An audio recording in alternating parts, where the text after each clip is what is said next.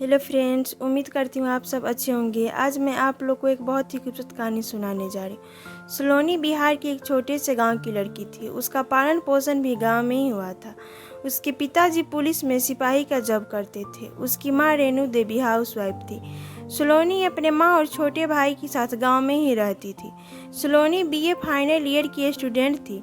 अब उसके पिताजी भी उसके लिए रिश्ता देखना शुरू कर दिए थे। उसमें से एक रिश्ता दिल्ली का था। सलोनी के माँ पापा उसकी शादी इतनी दूर नहीं करना चाहते थे, लेकिन उन लोगों ने इतनी मीठी मीठी बातें करी कि उसके माँ पिताजी लड़का देखने के लिए तैयार हो गए। उन लोगों ने कहा, आपकी बेटी का जब मन उदास होगा तो आप लोग से मिलने चली आएगी। हम भी तो इसे बेटे ही बना कर ले आएंगे। कौन सा इसे घर का काम करना पड़ेगा वहाँ। हमारे घर नौकर चाकर सब हैं। रही बात दहेज की, तो आप हमें अपनी बेटी दे ही रहे हैं और हमें क्या चाहिए। सलोनी के माता पिता उन लोगों की बातों से इतना ज़्यादा प्रभावित हुए कि अगले दिन ही लड़का देखने चले गए। सलोनी के माता पिता को लड़का इतना पसंद आया कि उन लोगों को लगा कि इससे अच्छा रिश्ता सलोनी के लिए मिल ही नहीं सकता। उन लोगों ने शादी की तारीख भी एक माह बाद ही फिक्स कर दी। घर आकर सब बहुत खुश थे। बेटी का रिश्ता इतने अच्छे घराने में जो हो रहा था। शादी के दिन सलोनी के घर वाले ने सारा अरेंजमेंट बहुत ही अच्छे से किया था। बारात जब दरवाजे पर लगी तो सब बहुत खुश थे, लेकिन सलोनी के होने वाले ससुर को अरेंजमेंट अच्छी नहीं लगी। उन्होंने सलोनी के पिता को बहुत बुरा भला बोला। किसी तरह शादी हो गई। सलोनी जब अपने ससुराल गई तो सास ने गृह प्रवेश के समय से ही बोलना शुरू कर दिया, ये कोई महारानी नहीं है कि मैं इसकी आरती उतारूं। अंदर आ जाए अपने से। इसके घर वाले ने तो हमारी नाक ही कटा दी। हमारे मेहमानों की अच्छे से स्वागत भी नहीं कर पाए। सलोनी अब तक इन सब बातों से अनजान थी कि बारात वाले दिन घर पर क्या हुआ था। सलोनी का पति हिमांशु बगल में खड़ा होकर चुपचाप सब सुन रहा था। उसने भी एक शब्द अपने माँ को नहीं बोला।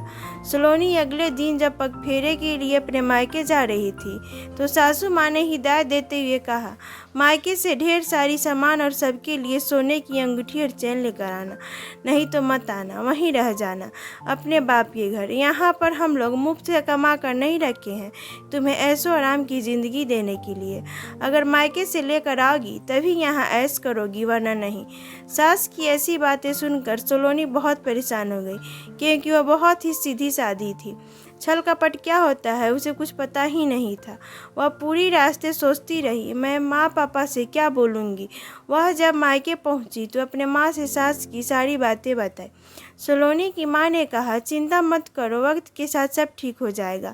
ससुराल में तो थोड़ी बहुत परेशानी होती रहती है, नया नया घर है, एडजस्ट होने में तुमको भी थोड़ा समय लगेगा। उन्होंने सारी बातें समझाकर अगले दिन सलोनी को विदा कर दिया। सास ने जब देखा बहू खाली हाथ आ गई तो उनका गुस्सा 7वें आसमान पर चढ़ गया। उन्होंने अब सलोनी से घर का सारा काम करवाना शुरू कर दिया। सारे नौकरों की छुट्टी कर दी। वह सलोनी को एक पल भी आराम नहीं करने देती। एक माह बाद सलोनी के घर पर छोटी सी पूजा थी, तो उसके पापा ने फ़ोन करके उसे आने के लिए बोला। सलोनी ने इस बारे में जब अपने सास को बताया तो उन्होंने कहा, झूठ बोल दो कि तुम्हारी तबीयत ठीक नहीं है, तुम अभी नहीं जा सकती।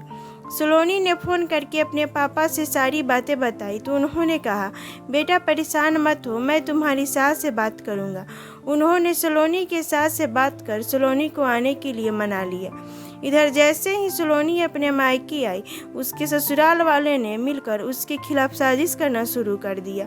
सास और ननद ने मिलकर उसके पति हिमांशु को भी उसके खिलाफ भड़का दिया। हिमांशु भी अपने घर वालों की बातों में आकर सलोनी से बातचीत करना बंद कर दिया।